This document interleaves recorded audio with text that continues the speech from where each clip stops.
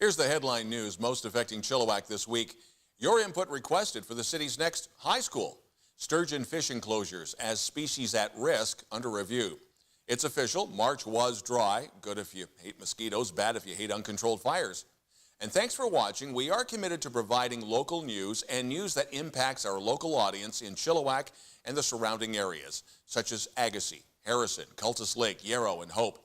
In addition to the most important news of the week, we'll be providing you with key sports information, weather, and a commentary from a special guest. All right, Chilliwack, let's get started. Chilliwack School District has started an online system to get your input on the city's next high school. Now, they're proposing an integrated arts and technology school board based in and around the old UFV Theater in Yale Road. Now, the district has already bought the land. The school would eventually cater to students grades 8 through 12, with the first graduation year slated for 2022. Sturgeon closures for 3 channels in the Fraser River Basin between Chilliwack and Hope for catch and release fishing will start May 15th and run to the end of July. Sturgeon are currently being reviewed as a species at risk. The action is taken by the BC Fish and Aquatic Habitat Branch. Last year, there were concerns over the poaching of the big fish as video and pictures of those poachers made their way to social media. The low snowpack and a near-record dry March has brought an early spring concern for brush fires. There's been a couple of small fires, one in the Okanagan and one near Harrison Mills. And then last week, what was supposed to be a controlled tire fire at Toop Farms in Greendale almost went out of control. Embers from the farmer's fire were carried by the wind and nearly caused a major problem for fire crews. So Chilliwack Fire is asking for caution, whether it's a controlled burn or a property brush fire or something as simple as throwing a cigarette butt out the window. The dry March may be a welcome blessing in disguise when it comes to the scourge of late spring and early summer, mosquitoes. Dirk Lewis, known as the mosquito guy at Morrow Bioscience, a mosquito management firm in Rossland, noted that this year we may not have a flood risk as we had last year, and that means less still water and less of a chance for mass breeding of mosquito eggs. The first batch of mosquitoes that are out now, they are fresh from the winter's melt. Next, a word from Hofstede's Country Barn. And when we return, Fairfield Island turning pink.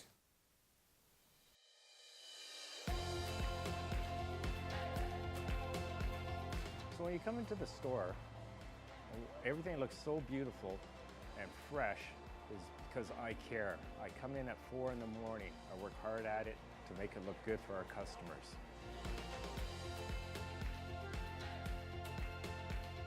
We buy from micro farms locally. We love their product. We buy it because we love the quality for Hofstede's Country Barn.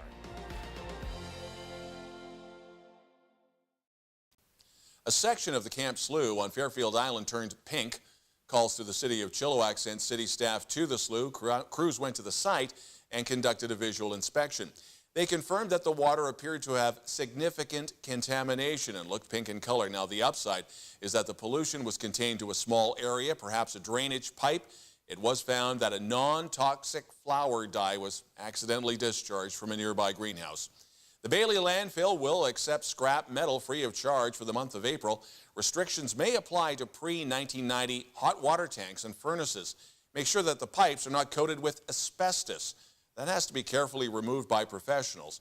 For more information, go to the City of Chilliwack website and just look under Bailey Landfill.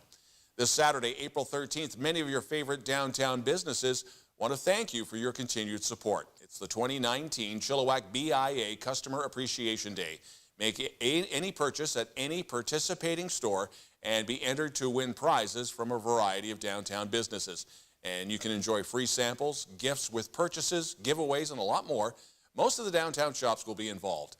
The Chilliwack Hike for Hospice is back. That's Sunday, May the 5th. This is where people across Canada will walk in support of the Hike for Hospice. So here in Chilliwack, members of our community will gather at Townsend Park to build awareness and raise funds for support of the Chilliwack Hospice Society. Hike for Hospice Chilliwack is a public family event. Runners, walkers of all ages and abilities, all are welcome. All funds raised will remain locally to support the Chilliwack Hospice Society so they can continue to provide compassionate care to individuals and families during the dying and grieving process. Now, for registration, go to the Chilliwack Hospice website. Changes could be in the offing for KISS Radio in Chilliwack as well as Abbotsford and Vancouver.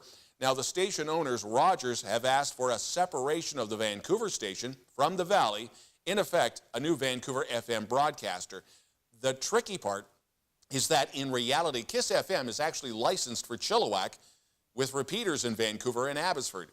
KISS was purchased by Rogers 20 years ago from now retired Valley broadcaster Bill Coombs.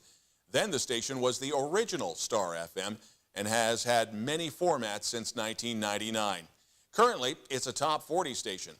When we return, let's take a look at local sports.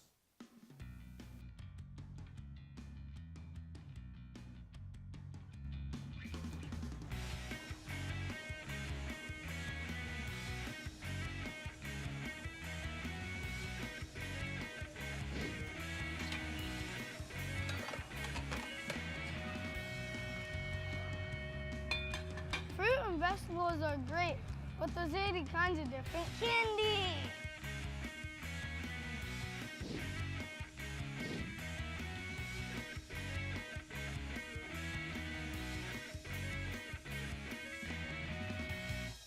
Okay, now this week in sports, the Chilliwack Junior Chiefs, those are the gentlemen that were born in 2006. They won their division at the spring kickoff tournament with a perfect 5-0 record. And in a game that perhaps exhibited how dominant they were, the Junior Chiefs shut out their rivals, Nanaimo Snipers, 6-0 in the division final. So fantastic outcome, guys. Congrats. Jordan Heidema, a name you should be very familiar with around the soccer fields of Chilliwack, is now on the world stage of women's soccer. 17-year-old Heidema sported a Chilliwack FC jersey from 05 to 2011 and now carries the national logo.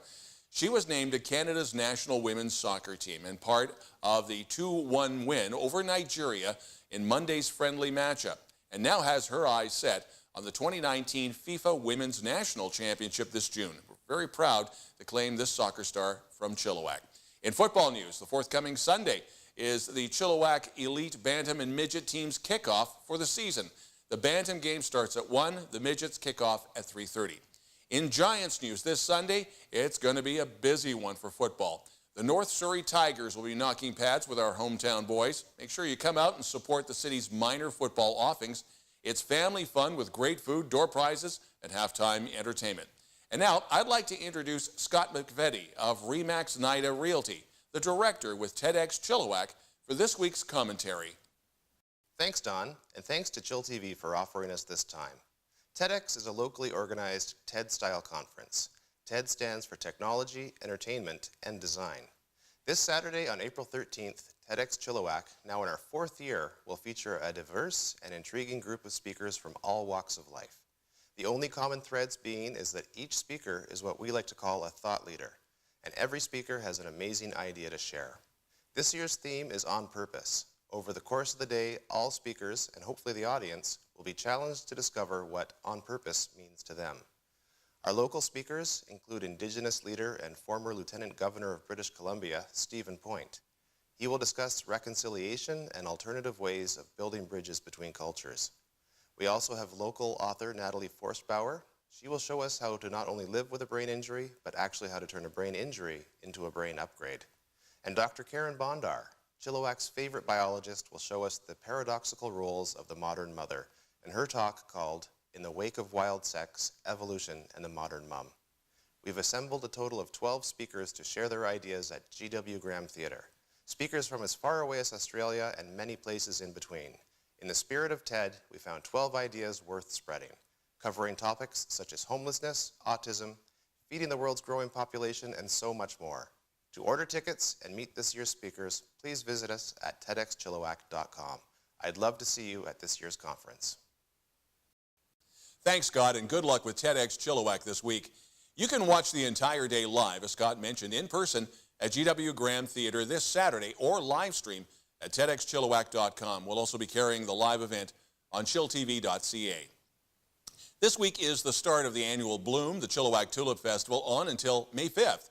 This week, tulips will just be budding, and the hyacinths and the daffodils will be blooming for the early half of the festival. You can purchase tickets online through the Chilliwack Tulip Festival website, which brings us to our weather report for the week.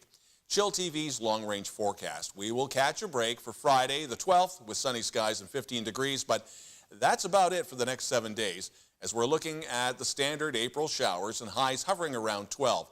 So it might be just a little too damp to mow the lawn. Thanks for watching Chill TV's News of the Week. By the way, we are looking for someone that can share the spotlight. That's right, a co-anchor. Send us your CV and media links if you're interested in auditioning and being a co-anchor.